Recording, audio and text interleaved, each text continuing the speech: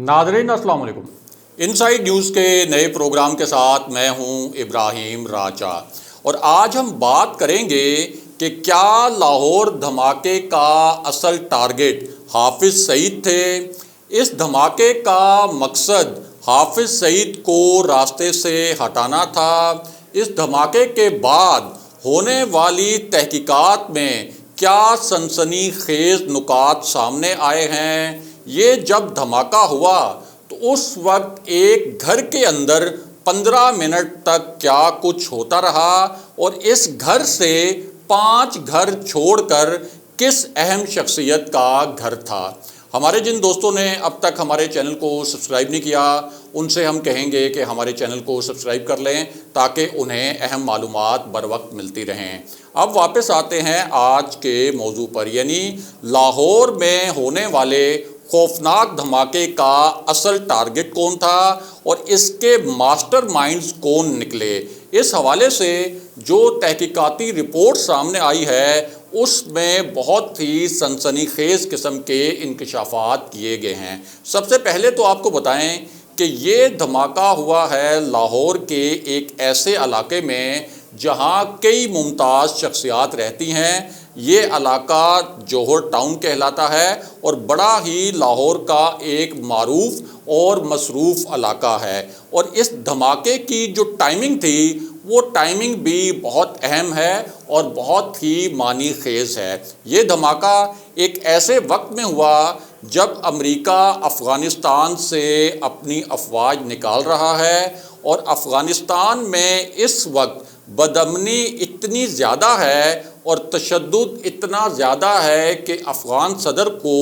Afghan army chief और अफ़गान वज़ीर दाखिला समेत कई सिक्योरिटी हुकाम को तब्दील करना पड़ा। और ये एक बहुत ही गैर मामूली इक़दाम माना जाता है जो कि अफ़गान सदर ने लिया, यानी अपनी मुसल्लह अफवाज के सरबराह को ही तब्दील कर दिया। अब चूँकि पाकिस्तान ने अफ़गानिस्तान में अमन अमल के लिए और अफ़गानिस्तान में अफ़गान तालिबान को मेन स्ट्रीम में लाने के लिए बड़ा पॉजिटिव रोल प्ले किया, तो इस पूरी सूरत हाल में एक मुल्क ऐसा है जिसको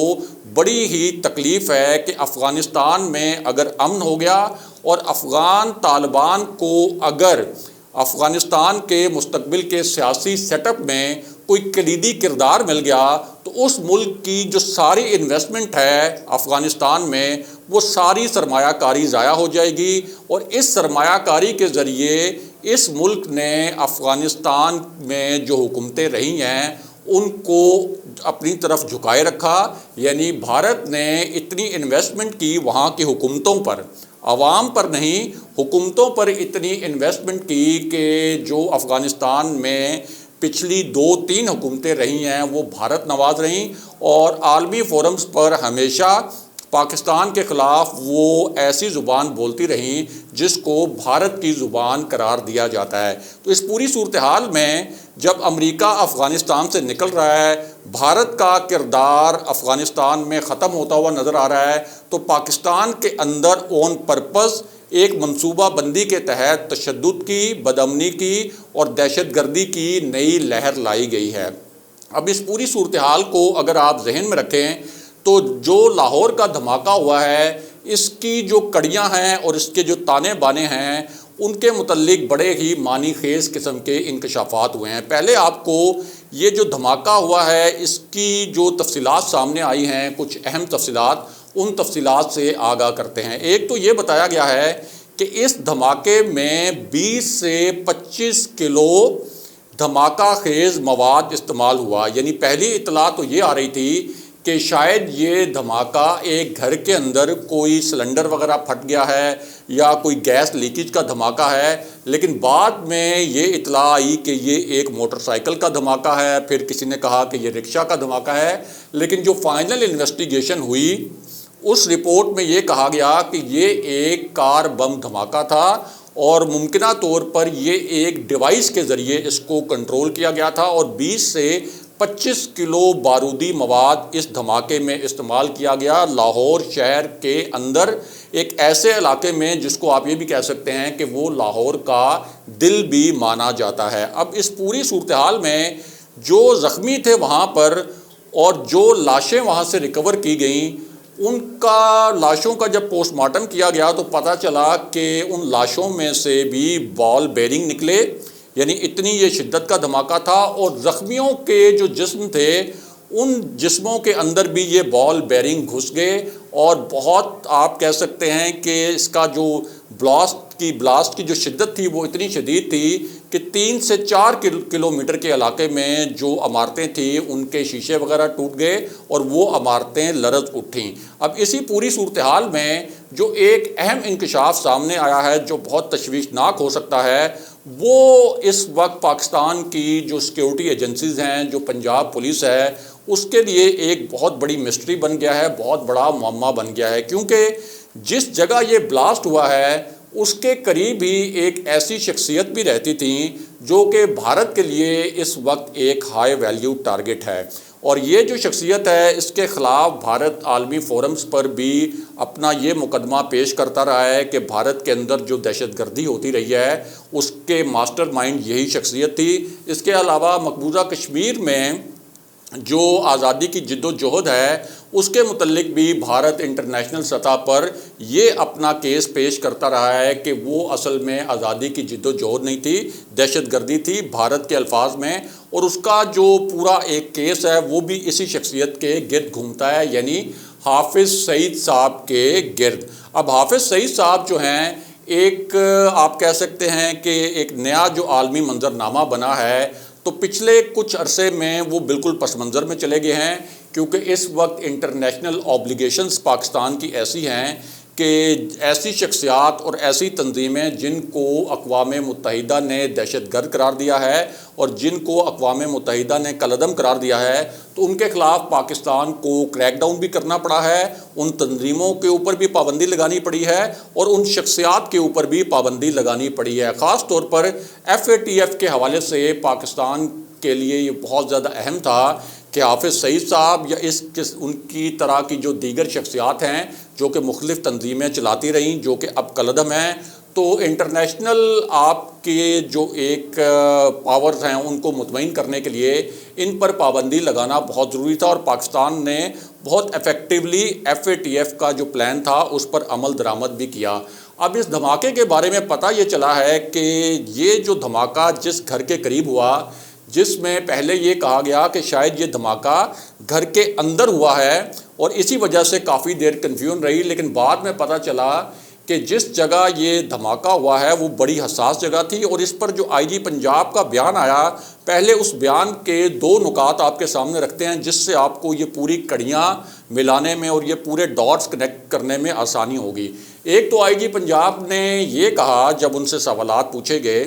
وہاں جو موجود صحافی تھے کہ پہلے تو آپ یہ بتائیں کہ یہ کوئی گیس لیکیج کا دھماکہ تھا یا کوئی سلنڈر بلاسٹ تھا یا یہ کوئی دہشت گردی کا واقعہ ہے۔ ایک تو انہوں نے یہ بات بالکل تصدیق کی کہ یہ کوئی گیس لیکیج کا یا کوئی سلنڈر وغیرہ کا دھماکہ نہیں تھا، بلکہ یہ ایک بلاسٹ ہے جس کو کسی ڈیوائس کے ذریعے یہ بلاسٹ کیا گیا اور ایک دہشت گردی کا واقعہ تھا۔ دوسری بات انہوں نے بہت معنی خیز کی، کیونکہ ان سے سوال یہ کیا گیا کہ کیا اس دھماکے کا ہدف کوئی ہائی ویلیو ٹارگٹ تھا، کیونکہ جو وہاں لاہور کے صحافی ہیں انہیں معلوم تھا کہ جس جگہ یہ دھماکہ ہوا ہے اس سے کچھ ہی فاصلے پر حافظ سعید صاحب جو ہیں ان کی رہائش گاہ بھی ہے، اور لاہور کے جو صحافی ہیں ان کے مطابق 5 گھر چھوڑ کر حافظ سعید وہاں پر مقیم ہیں اور ان کی رہائش گاہ وہاں ہے۔ تو جب اس حوالے سے سوال پوچھا گیا IG پنجاب سے تو انہوں نے کہا کہ یہ ہماری پرفارمنس ہے، یہ ہماری ایک اچیومنٹ ہے۔ آپ جو ہائی ویلیو ٹارگٹ کی بات کر رہے ہیں، اگر ہماری یہاں پہ پیٹرولنگ نہ ہوتی اور ہماری یہاں پر ایک ناکہ نہ ہوتا تو ہو سکتا ہے کہ یہ جو دھماکہ جس ہائی ویلیو ٹارگٹ کی جانب آپ اشارہ کر رہے ہیں یہ دھماکہ وہاں ہو جاتا، اور اس میں ہمارے جو جوان ہیں پولیس کے انہوں نے شہادتیں ان کی ہوئی ہیں، بہت زیادہ لوگ زخمی بھی ہیں، 25 سے زائد لوگ زخمی ہیں۔ آخری اطلاعات کے مطابق 3 سے 4 جو لوگ ہیں وہ اس دھماکے میں شہید ہو چکے ہیں، جن میں زخمیوں میں بھی پولیس اہلکار جو ہیں وہ بڑی تعداد میں شامل ہیں، اور کئی زخمی ایسے ہیں جن کی حالت نازک ہے۔ تو IG پنجاب نے اس بات کو ڈینائی نہیں کیا ابتدائی رپورٹ میں کہ یہ جو دھماکہ تھا یہ کسی ہائی ویلیو ٹارگٹ کو ہٹ کرنے کے لیے یہ دھماکہ کیا گیا، یعنی انہوں نے اس بات کو رول آؤٹ نہیں کیا کہ یہ دھماکہ حافظ سعید صاحب کو نقصان پہنچانے کی بھی ایک کوشش ہو سکتی ہے۔ اور ظاہر ہے کہ حافظ سعید کو اس وقت نقصان پہنچانے کی کوشش کس کی جانب سے کی جا سکتی ہے؟ پاکستان نے تو ان کو بالکل پس منظر میں دھکیل دیا ہے، جو ایک ہم پر ایک انٹرنیشنل آبلیگیشنز ہیں، FATF کی جو ریکوائرمنٹس ہیں، جو اقوام متحدہ کی سلامتی کونسل کی جو ریکوائرمنٹس ہیں، اس پس منظر میں حالانکہ کچھ حلقے ایسے ہیں جو یہ کہتے ہیں کہ حافظ سعید کی پاکستان کے حوالے سے بہت خدمات رہیں، لیکن ظاہر ہے کہ جو عالمی برادری ہے وہ معاملے کو اس طرح سے تو نہیں دیکھتی کہ کسی شخصیت کی پاکستان کے لیے خدمات رہی ہے، لیکن دوسری جو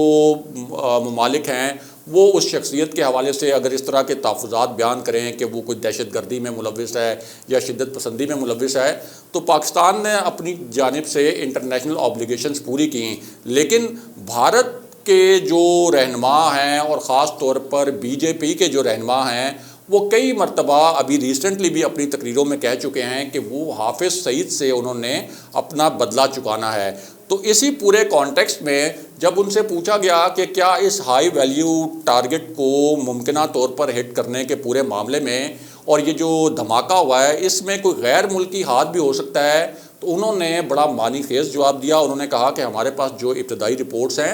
ہم نے حال ہی میں، انہوں نے پچھلے چند دن کا ذکر کیا کہ کچھ اور لوگ بھی پکڑے تھے جن کے جو تانے بانے ہیں اور جن کے رابطے جو ہیں وہ غیر ملکی عناصر اور غیر ملکی قوتوں کے ساتھ ملتے تھے، اور ان کا اشارہ بھارت کی جانب تھا۔ اور اس بلاسٹ کے حوالے سے بھی انہوں نے کہا کہ ہمارے پاس جو رپورٹس ہیں انیشل، اس کے مطابق اس دھماکے کے جو ماسٹر مائنڈز تھے ان کے تانے بانے اور ان کے جو رابطے ہیں وہ بھی پڑوسی ملک، یعنی ظاہر ہے کہ ان کا اشارہ جو ہے وہ بھارت کی جانب تھا کہ اس پڑوسی ملک سے ہی ملتے ہیں۔ تو یہ ایک بڑی مسٹری اس وقت بنی ہوئی ہے کہ کیا یہ جو دھماکہ تھا یہ حافظ سعید صاحب کو ٹارگٹ کرنے کے لیے کیا گیا تھا، اور اگر ایسا تھا تو پھر یہ کیس بڑا ہی ایک پیچیدہ کیس بن کر سامنے آئے گا پاکستان کے سیکیورٹی اداروں کے لیے۔ اگلے پروگرام تک کے لیے خدا حافظ۔